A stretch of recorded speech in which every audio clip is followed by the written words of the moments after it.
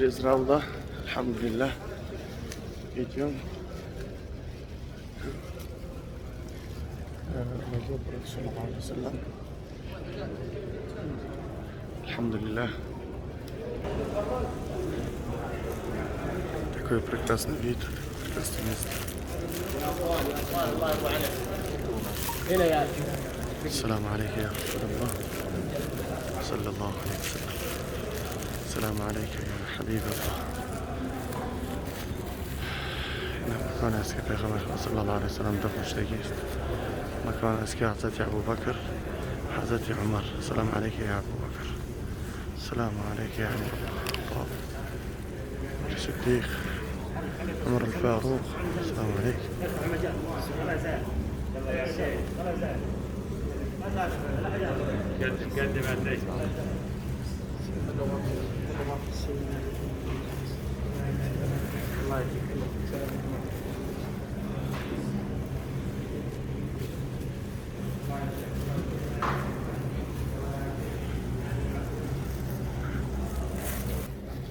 Побыли место, где Рауда.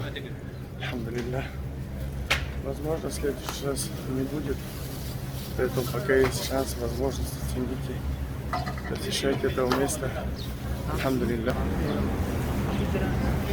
Когда выходишь, алхамдулилlah, такие вентиляции, брызгают холодную воду, чтобы люди охлаждались.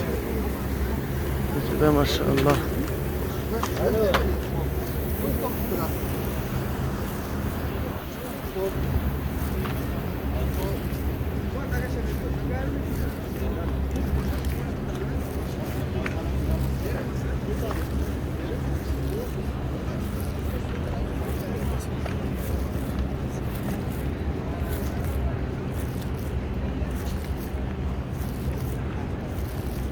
في ناس مدينة منورة.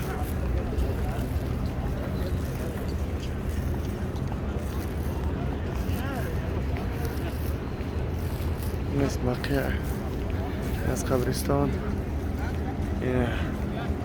از روضه برآمدیم. الحمدلله مکان مقدس بقیع بریم. الحمدلله در اینجا در بیرونا آمونگی هستن. میتونی که اینجا بیایی از این آبها نوش جان کنی. ماشاءالله. لا اله الا انت سبحانك اني كنت من الظالمين. ماشاءالله.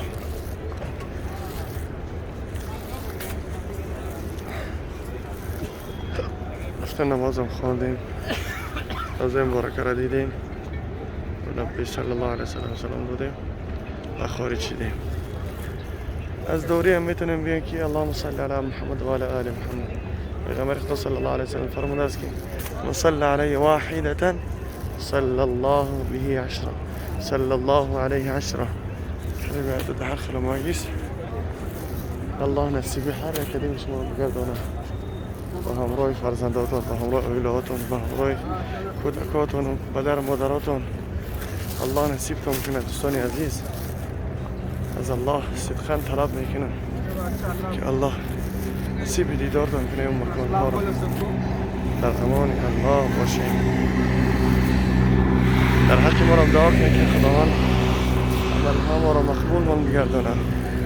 عملهای ما مقبول مستجاب شاند پروردگار خدا. در امان الله باشید دوستان عزیز.